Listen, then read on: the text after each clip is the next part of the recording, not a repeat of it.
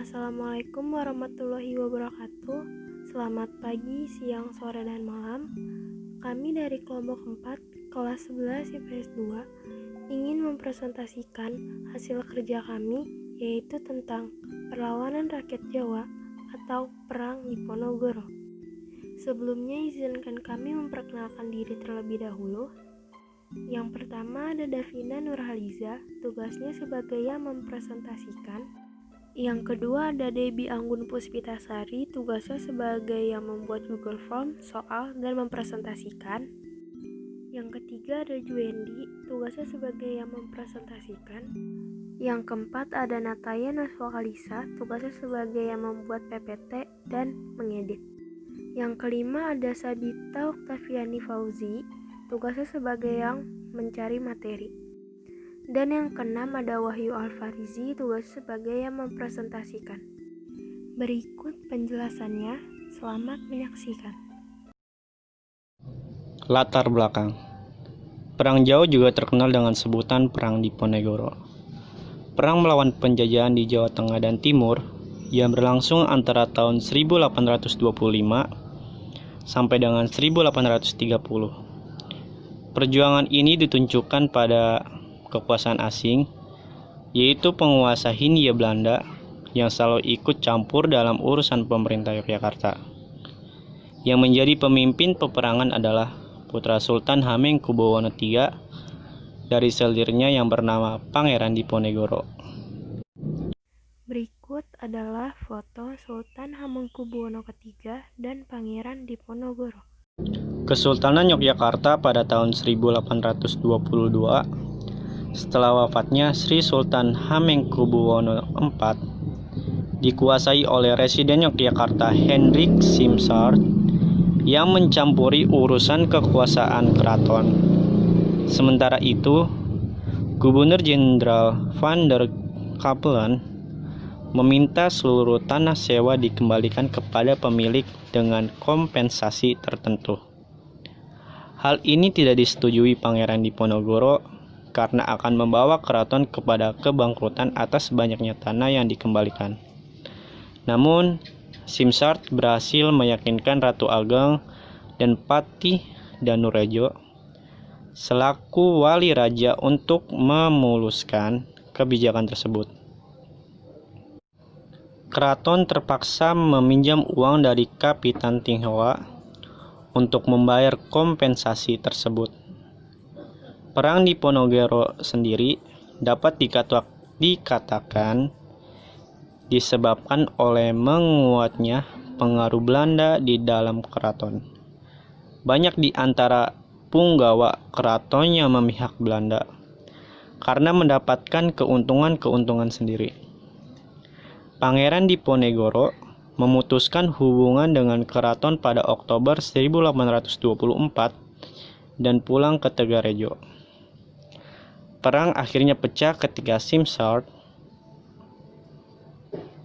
pada Mei 1825 memperbaiki jalan Yogyakarta sampai Magelang melalui Tegarejo. Patok-patok jalan ini melewati makam leluhur Diponegoro sehingga menyebabkan kemarahannya. Ia memerintahkan mengganti patok tersebut dengan tombak sebagai pernyataan perang terhadap Belanda dan Keraton Yogyakarta. Secara umum penyebab Perang Diponegoro. 1. Diponegoro kecewa dia tidak diangkat menjadi sultan. 2. Peristiwa penyewaan tanah. 3. Wilayah-wilayah Jawa yang berkurang akibat politik aneksasi yang dilakukan Belanda. 4. Tekanan yang merugikan rakyat yang dilakukan pemungut cukai orang Tionghoa. 5. Merosotnya budaya dalam kehidupan orang Jawa, juga budi pekertinya. 6. Ketidakcakapan para residen dan pegawai Belanda yang di Yogyakarta. Kronologi Perang Diponegoro. Keraton Yogyakarta berusaha untuk menangkap Diponegoro untuk mencegah terjadinya perang. Pihak keraton merasa bahwa Diponegoro semakin fanatik terhadap keagamaannya. Diponegoro dirasa terlalu tenggelam dalam mengabaikan hubungannya dengan keraton, di mana ia bertugas sebagai wali raja. Kediamannya di Tegalrejo dibakar, namun pangeran dapat melarikan diri. Ia berpindah ke Kulon Progo dan kemudian ke Bantul, mendirikan basisnya di Gua Selarong, dan berhasil mengajak berbagai elemen masyarakat untuk bergabung dalam Perang Suci. 15 orang pangeran bergabung dengan Diponegoro. Ia juga merekrut bandit profesional untuk bergabung melawan Belanda. Perjuangan ini dibantu oleh Kiai Mojo selaku pemimpin spiritual perang, dan kemudian Sentot Alibasa sebagai panglima perang. Pertempuran terjadi secara terbuka, bertepatan di puluhan desa. Pangeran Diponegoro menyerbu pusat-pusat kekuatan Belanda ketika musim penghujan tiba. Sementara Belanda pada musim yang sama akan mengusahakan untuk melakukan genjat senjata. Masing-masing pihak menggunakan mata-mata, kurir, dan penjelajah untuk melihat kelemahan dan peluang untuk menyerbu musuh. Jalur-jalur logistik dan pabrik mesu dibangun di hutan Yogyakarta. Sementara Belanda rutin melakukan penghasutan dan provokasi di kalangan masyarakat maupun milisi di Ponorogo.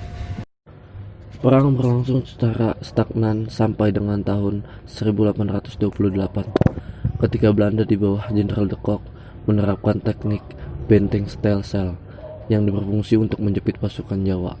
Kiai Mojo berhasil ditangkap pada tahun yang sama. Menyusul tahun 1829, Pangeran Mangkubumi dan Sentot Alibasa menyerah kepada Belanda.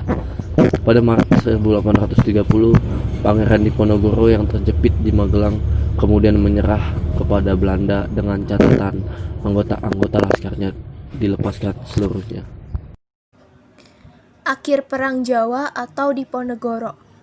Pangeran Diponegoro yang menyerah pada Maret 1830 ditangkap dan kemudian diasingkan ke Manado lalu dipindahkan ke Makassar.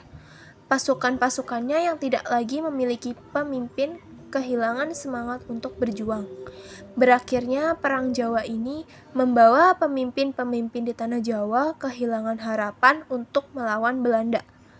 Tetapi perang ini mampu menewaskan 7.000 serdadu Eropa, yang membuat Belanda semakin kesulitan untuk memenangkan Perang Padri kedua di Minangkabau.